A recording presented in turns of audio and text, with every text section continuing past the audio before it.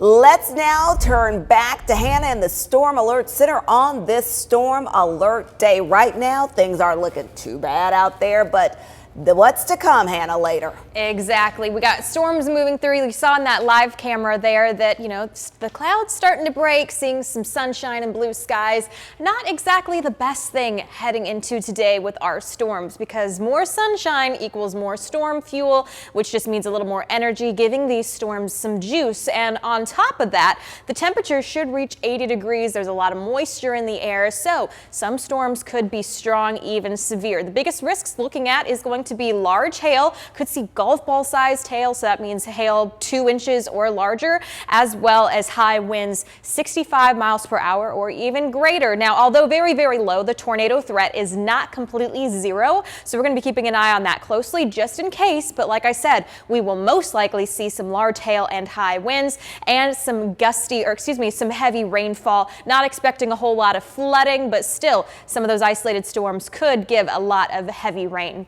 Here's a look at the tornado risk. I did want to mention to you guys that yes, this does cover our entire viewing area.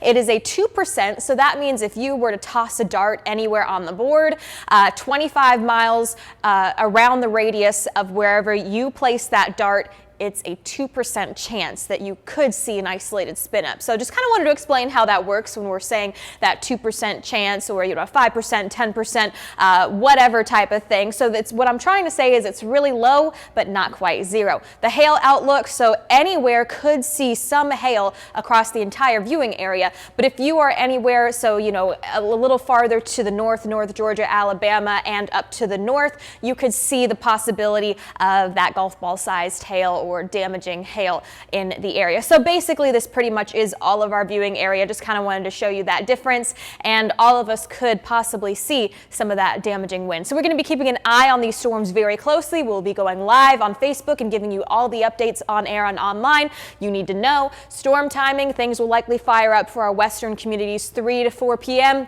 I'm expecting for the Chattanooga metro area and to the east around 4 to 5 p.m. And that means that things are going to linger till around 10 or 11 o'clock tonight. And then we'll see those storms begin to diminish. So now I have the future cast for you. My other model just decided to quit on me. So here is a look heading into, around 3:30. We start to see those storms firing on up.